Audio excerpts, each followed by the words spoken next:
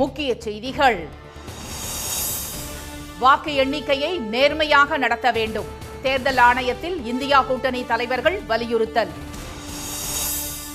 வட தமிழக உள் மாவட்டங்களில் வெளுத்து வாங்கிய மழை. பெங்களூருவில் கொட்டி தீர்த்த மழையால் இயல்பு வாழ்க்கை முடக்கம். திராவிட மாடல் அரசு தமிழ்நாட்டை வளர்ச்சி அடைய செய்கிறது. கலைஞர் நூற்றாண்டு விழாவை ஒட்டி முதலமைச்சர் ஸ்டாலின் பெருமிதம். நள்ளிரவு முதல் அமலுக்கு வந்தது சுங்க கட்டண உயர்வு. லாரி உரிமையாளர்கள், வாகன ஓட்டிகள் கடும் எதிர்ப்பு.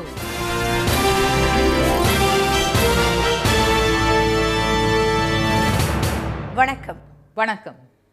வாக்கு எண்ணிக்கையை நேர்மையாகவும் வெளிப்படை தன்மையுடனும் நடத்துமாறு தேர்தல் ஆணையத்திடம் இந்தியா கூட்டணி கட்சி தலைவர்கள் வலியுறுத்தியுள்ளனர். மக்களவைத் தேர்தலில் 7 கட்ட வாக்குப்பதிவு நிறைவு பெற்றதை அடுத்து நாளை வாக்கு எண்ணிக்கை நடைபெறுகிறது. இந்த சூழலில் வாக்கு எண்ணிக்கையில் முறைகேடு நடைபெறாமல் கண்காணிக்குமாறு காங்கிரஸ், திமுக உள்ளிட்ட இந்தியா கூட்டணி கட்சி வலியுறுத்தியுள்ளது. டெல்லியில் தலைமை தேர்தல் ஆணைய அலுவலகத்திற்கு நேரில் சென்ற அக்கட்சி பிரதிநிதிகள் தபால் வாக்குகளை எண்ணி முடித்த பிறகே வாக்குப்பதிவு இயந்திரத்தில் பதிவான வாக்குகளை எண்ண வேண்டும், வாக்கு எண்ணிக்கையை நேர்மையாகவும் முறையாகவும் நடத்த வேண்டும் என்று வலியுறுத்தினர்.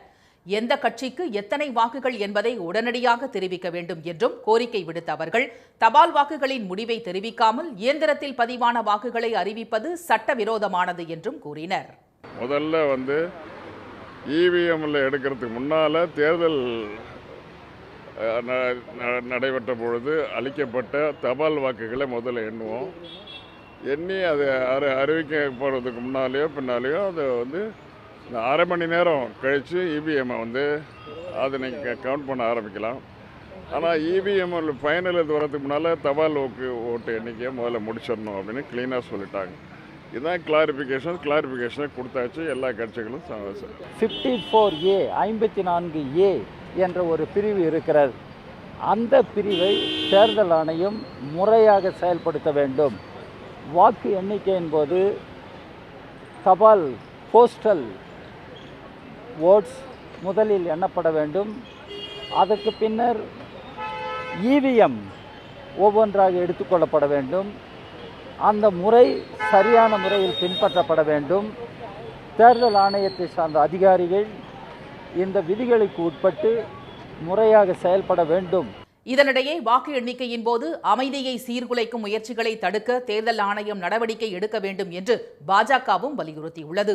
இந்தியா கூட்டணியின் சந்திப்புக்கு பிறகு மத்திய அமைச்சர்கள் திருமதி நிர்மலா சீதாராமன், திரு பியூஷ் கோயல் ஆகியோர் இது தொடர்பாக தேர்தல் ஆணையத்திடம் மனு அளித்தனர். தமிழ்நாட்டில் கோடை வெயிலுக்கு மத்தியில் பல்வேறு மாவட்டங்களில் பெய்த மழையால் வெப்பம் தணிந்தது. வெயிலின் தகிப்பு ஒருபுறம் தொடர்ந்தாலும் தென் மாவட்டங்கள் மற்றும் மேற்கு தொடர்ச்சி மலைப்பகுதிகளில் பரவலாக மழை பெய்து வருகிறது. சென்னையில் நங்கநல்லூர், தாம்பரம், சேலையூர், மேடவாக்கம் உள்ளிட்ட இடங்களில் நேற்று கனமழை பெய்தது. திருப்பூர், அவிநாசி மற்றும் சுற்றுவட்டார பகுதிகளில் பலத்த காற்றுடன் கனமழை கொட்டியது. சேலம் மாவட்டம் ஆத்தூர், தலைவாசல், தம்மம்பட்டி, வாழப்பாடி, ஏத்தாப்பூர் ஆகிய பகுதிகளில் இடியுடன் மழை பெய்தது. சாலைகளில் தண்ணீர் பெருக்கெடுத்ததால் வாகன ஓட்டிகள் சிரமத்திற்கு ஆளாகினர்.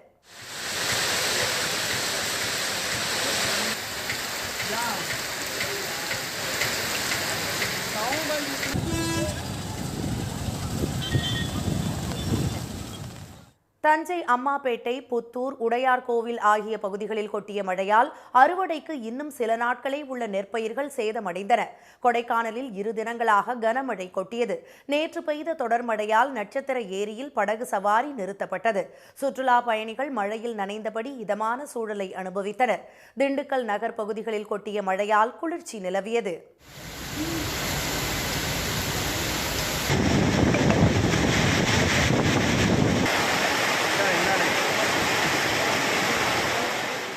ராமநாதபுரம், அச்சுந்தன் வயல், பட்டினம் காத்தான், கூரியூர் ஆகிய இடங்களில் பெய்த மழை மக்களுக்கு மகிழ்வை தந்தது. கமுதியில் இடி மின்னலுடன் மழை வெளுத்து வாங்கியது. கனமழை காரணமாக பெரியகுளம் பேருந்து நிலையத்தில் தண்ணீர் தேங்கியது.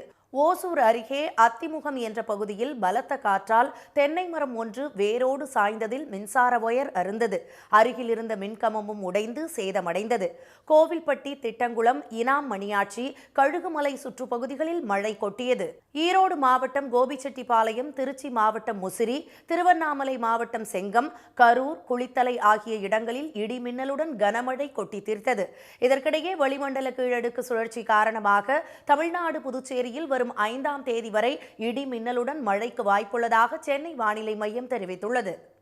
பெங்களூருவில் கொட்டி தீர்த்த கனமழையால் மக்களின் இயல்பு வாழ்க்கை முடங்கியது. கேரளாவில் தென்மேற்கு பருவமழை கடந்த 30ஆம் தேதி தொடங்கியது. இந்நிலையில் பெங்களூரு உள்பட தெற்கு கர்நாடக பகுதிகளில் பருவமழை தொடங்கியுள்ளதாக இந்திய வானிலை மையம் தெரிவித்துள்ளது. பெங்களூருவில் நேற்று ஒரு நாளில் 11 சென்டிமீட்டருக்கு மேல் மழை வெளுத்து வாங்கியது. நகரின் பல்வேறு இடங்களில் சாலைகளில் தண்ணீர் தேங்கியது. ஆங்காங்கே மரங்கள் முறிந்து விழுந்தன. ட்ரினிட்டி சர்க்கிள் மெட்ரோ ரயில் பாதையில் மரம் விழுந்ததால் எம்ஜி சாலை, இந்திரா நகர் இடையிலான ரயில் சேவை பாதிக்கப்பட்டது. இதனால் ஒரே நேரத்தில் மாற்று போக்குவரத்தை பயணிகள் நாடினர். சாலைகளிலும் தேங்கிய மழை நீரால் நகரின் பல இடங்களில் போக்குவரத்து நெரிசல் ஏற்பட்டது.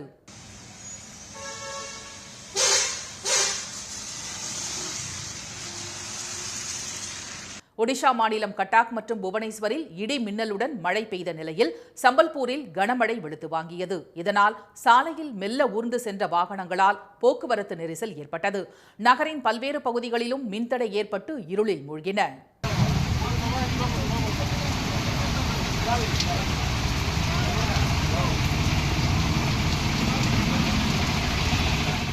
இதனிடையே தென்மேற்கு பருவமழை தீவிரமடைந்துள்ள கேரளாவில் வரும் 6ஆம் தேதி வரை மழை தொடரும் என்று அம்மாநில வானிலை ஆய்வு மையம் எச்சரித்துள்ளது. இன்று கண்ணூருக்கும் நாளை திருச்சூருக்கும், ஆலப்புழா, எர்ணாகுளம், இடுக்கி மாவட்டங்களுக்கு நாளை மறுநாளும் கனமழைக்கான மஞ்சள் நிற எச்சரிக்கை விடப்பட்டுள்ளது.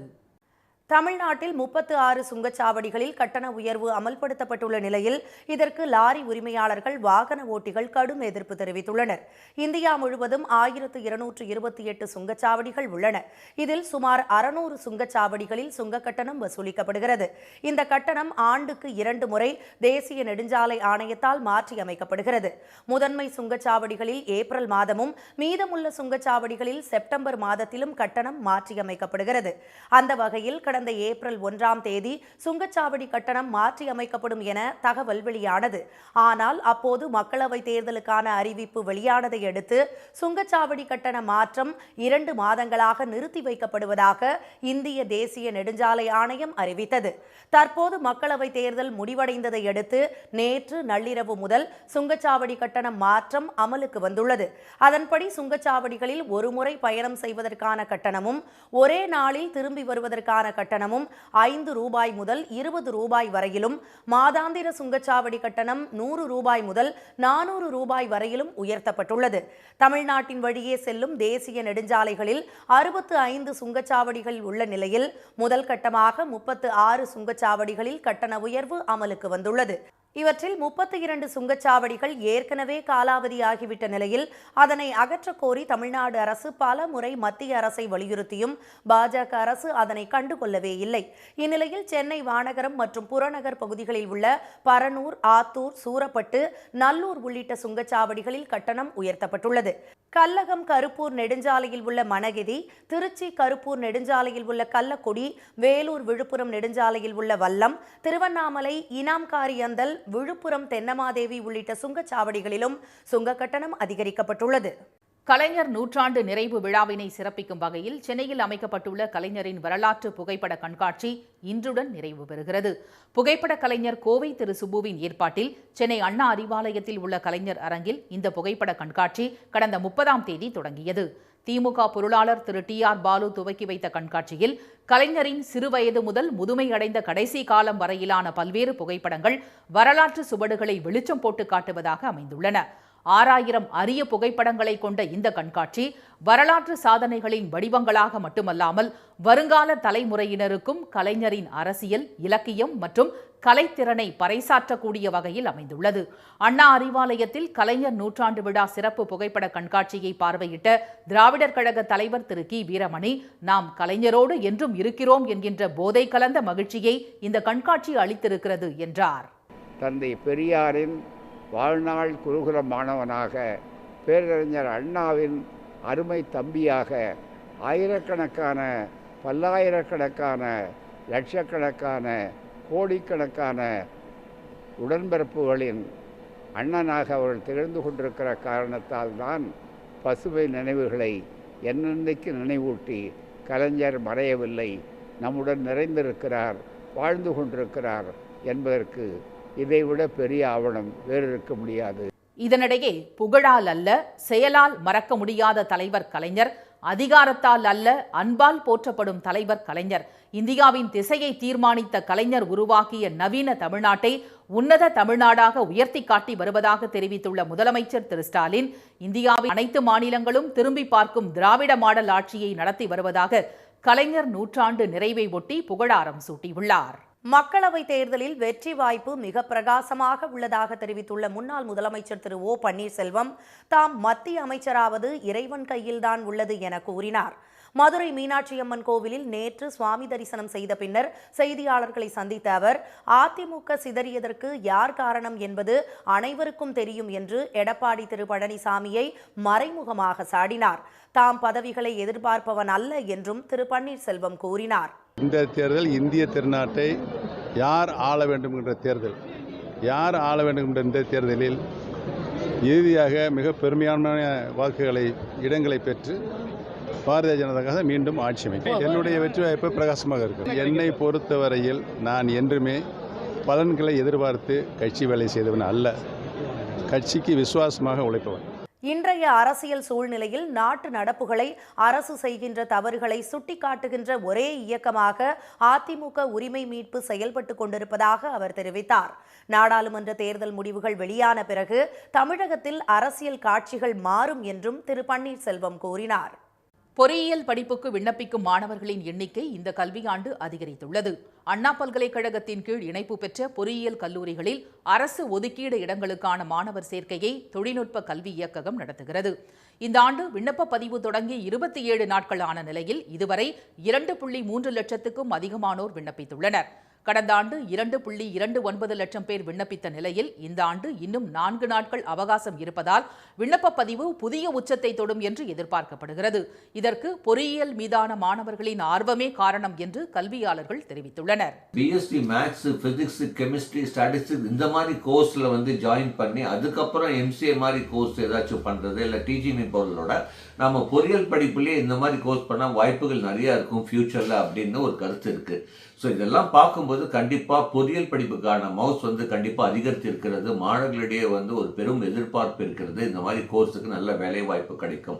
அந்த ஒரு காரணம்தான் இந்த எண்ணிக்கையுடைய அதிகரிப்புடைய, அதாவது 2,30,000 பேரை விண்ணப்பிச்சிருக்கணும். இதுதான் மெயின் காரணமாக இருக்க முடியுது. கடந்த ஆண்டு அரசு பள்ளி மாணவர்களுக்கான இடஒதுக்கீட்டின் கீழ் 31,000 மாணவர்கள் விண்ணப்பித்த நிலையில் இந்த ஆண்டு அரசு பள்ளி மாணவர்களின் எண்ணிக்கை 50,000-ஐ தாண்டும் என அதிகாரிகள் நம்பிக்கை தெரிவிக்கின்றனர்.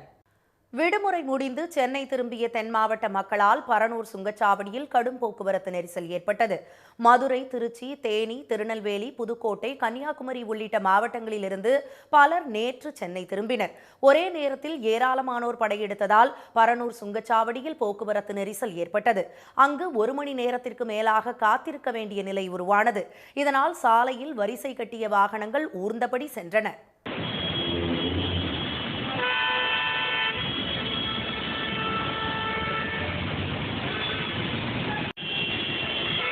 சென்னை திரும்பும் மக்களால் நெரிசல் ஏற்படுவதை சரி செய்ய சம்பந்தப்பட்ட அதிகாரிகள் நடவடிக்கை எடுக்க வேண்டும் என்று அவர்கள் கோரிக்கை வைத்தனர்.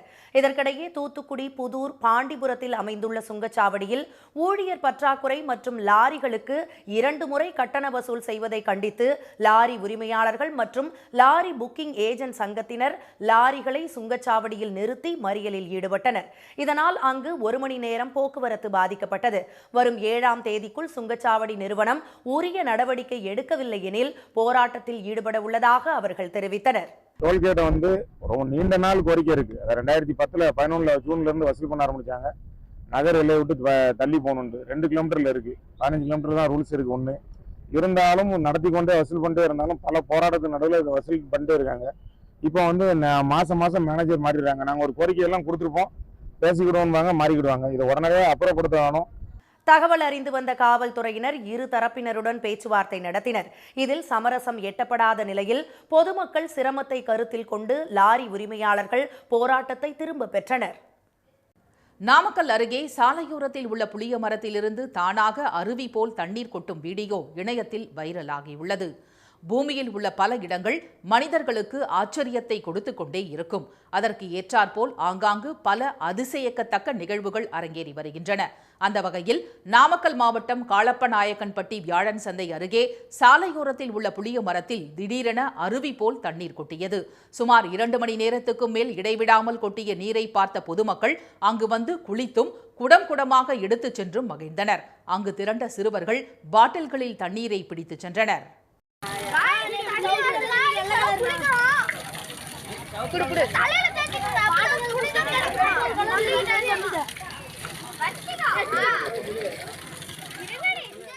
காளப்பநாயக்கன்பட்டி சுற்றுவட்டார பகுதிகளில் சுமார் 10 நிமிடம் மழை பெய்த நிலையில் இந்த தண்ணீர் மரத்தில் தேங்கி வந்ததா என்ற கேள்வி எழுந்த நிலையில் கனமழைக்கு கூட இதுபோன்ற தண்ணீர் வந்ததில்லை என அப்பகுதி மக்கள் கூறுகின்றனர். பழமையான புளிய மரத்திலிருந்து தண்ணீர் வடியும் வீடியோக்கள் இணையத்தில் வைரலாகியுள்ளது. சிதம்பரம் அருகே பிச்சாவரத்தில் படகு சவாரிக்கு இணையதளம் மூலம் முன்பதிவு செய்யும் வசதி அறிமுகப்படுத்தப்பட்டுள்ளது. பயணிகளிடையே வரவேற்பை பெற்றுள்ளது. தமிழகத்தின் சிறப்பு வாய்ந்த சுற்றுலா தலங்களில் ஒன்று கடலூர் மாவட்டம் சிதம்பரம் அருகே உள்ள பிச்சாவரம். சுமார் 2800 ஏக்கர் பரப்பளவில் பறந்து விரிந்துள்ள அலையாத்தி காடுகளுக்கு நடுவே படகு சவாரி செய்வதுதான் பிச்சாவரத்தின் தனி சிறப்பு. அதற்காகவே விடுமுறை நாட்களில் படையெடுக்கும் சுற்றுலா பயணிகள் படகு சவாரிக்கு பல மணி நேரம் காத்து கிடக்கும் நிலை இருந்தது. இதனை தவிர்க்கும் வகையில் தமிழ்நாடு அரசின் சுற்றுலாத்துறையும் சுற்றுலா வளர்ச்சி கழகமும் இணைந்து படகு சவாரி செய்ய ஆன்லைனில் டிக்கெட் முன்பதிவு செய்யும் வசதியை நேற்றிலிருந்து அறிமுகப்படுத்தியுள்ளது. இந்த இணையதள வசதியால் காத்திருக்க வேண்டியதில்லை. குறிப்பிட்டுள்ள நேரத்தில் படகு சவாரி செய்ய முடிவதாக சுற்றுலா பயணிகள் தெரிவித்தனர்.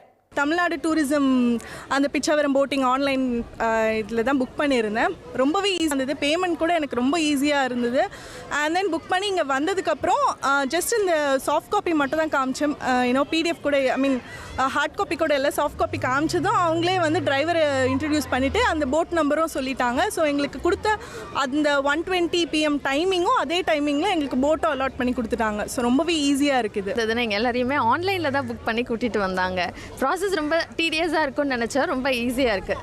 ரொம்ப குயிக்காக இப்போ ரைட் போகிறோம். ரொம்ப எக்ஸைட்டடாக இருக்கேன். தமிழ்நாடு சுற்றுலா வளர்ச்சி கழகத்தின் இணையதளத்தின் மூலம் ஒரு மாதத்திற்கு முன்னதாகவே படகு சவாரிக்கு முன்பதிவு செய்து கொள்ள முடியும். இது தவிர பிச்சாவரத்திற்கு வரும் சுற்றுலா பயணிகள் படகு இல்லத்தில் QR கோடு ஸ்கேன் செய்தும் படகு சவாரி செய்யவும் ஏற்பாடு செய்யப்பட்டுள்ளது. இந்த புதிய நடைமுறையால் ஊழியர்களின் வேலை பளு குறைவதுடன் பயணிகளும் நீண்ட நேரம் காத்திருப்பதும் தவிர்க்கப்பட்டுள்ளதாக அவர்கள் தெரிவித்தனர். தமிழ்நாட்டில் அடுத்து வரும் 4 நாட்களில் வெப்பநிலை 3 டிகிரி செல்சியஸ் வரை அதிகரிக்கக்கூடும் என்றும் வானிலை மையம் கூறியுள்ளது. தென்மேற்கு பருவமழை பெரும்பாலான இடங்களில் பெய்து வரும் நிலையில் நேற்று 4 இடங்களில் 100 டிகிரி ஃபாரன்ஹீட்டுக்கும் அதிகமாக வெயில் சுட்டெரித்தது. ஈரோட்டில் 103 டிகிரி ஃபாரன்ஹீட் வெப்பம் கொளுத்தியது. கரூர், பரமத்தி, சென்னை மீனம்பாக்கம், வேலூர் ஆகிய இடங்களில் 101 டிகிரி வெயில் பதிவானது. மீண்டும் முக்கிய செய்திகள். வாக்கு எண்ணிக்கையை நேர்மையாகவும் வெளிப்படைத்தன்மையுடனும் நடத்துமாறு தேர்தல் ஆணையத்திடம் இந்தியா கூட்டணி கட்சி தலைவர்கள் வலியுறுத்தியுள்ளனர். தமிழ்நாட்டில் கோடை வெயிலுக்கு மத்தியில் பல்வேறு மாவட்டங்களில் பெய்த மழையால் வெப்பம் தணிந்தது. தமிழ்நாட்டில் 36 சுங்கச்சாவடிகளில் கட்டண உயர்வு அமல்படுத்தப்பட்டுள்ள நிலையில் லாரி உரிமையாளர்கள், வாகன ஓட்டிகள் கடும் எதிர்ப்பு தெரிவித்துள்ளனர். இத்துடன் இந்த செய்திகள் நிறைவடைந்தன. மீண்டும் சன் டிவியில் செய்திகள் மாலை 6 மணிக்கு. செய்திகளை உடனுக்குடன் தெரிந்து கொள்ள சன் நியூஸ் தொலைக்காட்சியை பாருங்கள். வணக்கம். வணக்கம்.